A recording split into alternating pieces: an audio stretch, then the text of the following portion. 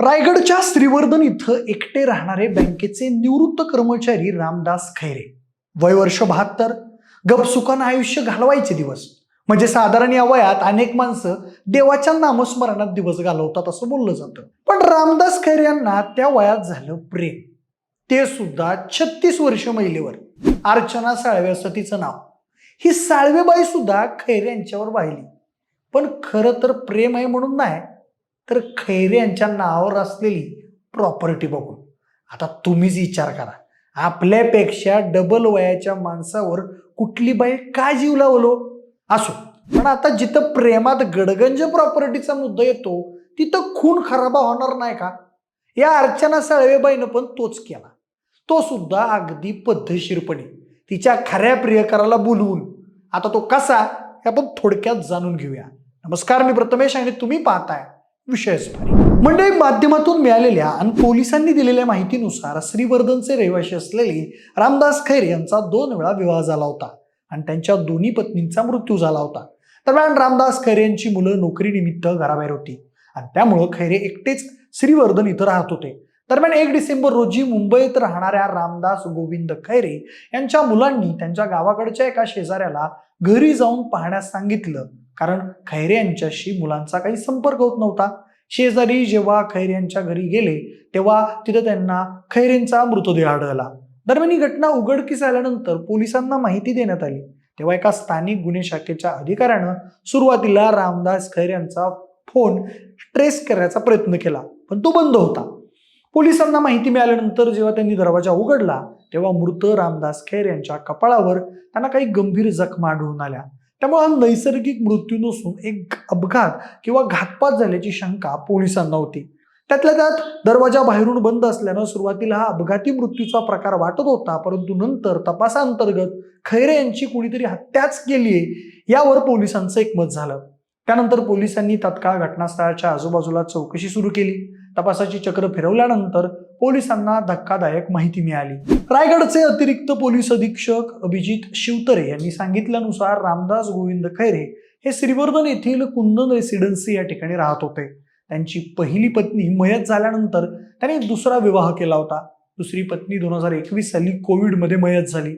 मुलाचं लग्न झाल्यामुळे निवृत्ती काळात ते एकटेच श्रीवर्धन येथे राहत होते. दरम्यानच्या काळात खैरे यांनी एका मित्रामार्फत कविता नावाच्या महिलेशी विवाह करण्याचं ठरवलं होतं. मात्र त्या महिलेनं मुंबईत फ्लॅट व दागिने मागितल्यामुळे ते लग्न फिसकटलं होतं.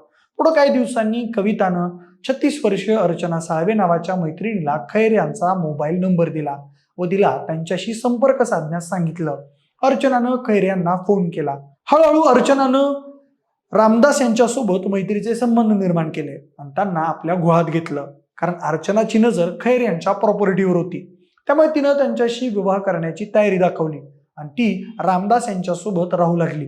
गेल्या 18 महिन्यांपासून अर्चना साळवे रामदास खैरे यांच्यासोबत राहत होती आणि तिने त्यांच्याकडून काही प्रमाणात सोने आणि रोख रक्कम मिळवली होती. मुळात अर्चना त्याच कारणासाठी रामदास खैरे यांच्याजवळ आली होती. तिने रामदास यांचा विश्वास संपादन केला होता. मात्र काही दिवसांनी ती त्यांनी दिलेले पैसे व दागिने घेऊन पसार झाली आणि अर्चना पसार झाल्यानं रामदास खैरे यांनी तिच्याकडे पैसे व दागिने परत मागण्यास सुरुवात केली. या दरम्यान तिनं जून 2024 मध्ये हर्षल कचर अंकुश याच्याबरोबर विवाह केला आणि पुढे अधिक पैसे व प्रॉपर्टीच्या लोभापोटी त्यांनी खैरे यांचा गेम करायचा प्लॅन आखला. नेमकं त्याच काळात रामदास खैरे यांनी अर्चनाच्या मागे पैशांचा तगादा लावला होता. त्यावेळी अर्चनानं म्हातारं मला ब्लॅकमेल करतंय म्हणून नवऱ्याकडे तक्रार केली. त्यानंतर दोघांनी मिळून खैरे यांच्या हत्येचा कट रचला. त्या प्लॅनिंगनुसार अर्चना 11 नोव्हेंबर 2024 रोजी पुन्हा एकदा रामदास खैरे यांच्याकडे राहण्यास आली. दरम्यान ही बाई आपला घात करणार आहे याची जराही भणक खैरे यांना लागली नाही. त्याच काळात अर्चनाचा नवरा देखील 18 ते 22 नोव्हेंबर या दरम्यान हॉटेलवर जाऊन थांबला. पण खैरे रात्री जास्त झोपत नसल्यामुळं अर्चनाला तिच्या पतीला घरात घेता येत नव्हतं. त्यामुळे त्या दोघांनी रामदास यांना गुंगीचं कीटकनाशक देऊन झोपवण्याचा व नंतर रामदास यांना ठार मारण्याचा प्लॅन केला. त्यानुसार 29 नोव्हेंबर रोजी रात्री अर्चनानं रामदास यांना जेवणामधून कीटकनाशक दिलं.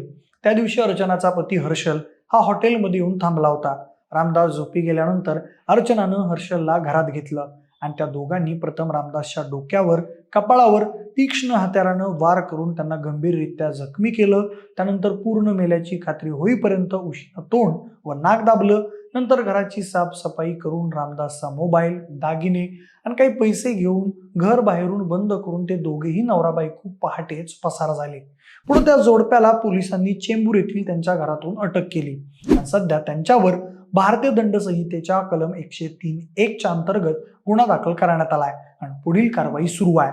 आता या घटनेबद्दल तुमच्या मनात जे काही शब्द येत आहेत ते शांत चित्तानं कमेंटमध्ये मांडा. सुसंस्कृत महाराष्ट्राची वाटचाल नेमकी कोणत्या दिशेनं सुरू आहे यावरही प्रकाशझोत टाकणाऱ्या कमेंट येऊ द्या. सोबतच आपल्या विशेष बारी या युट्यूब चॅनलला देखील सबस्क्राईब करायला अजिबात विसरू नका. धन्यवाद.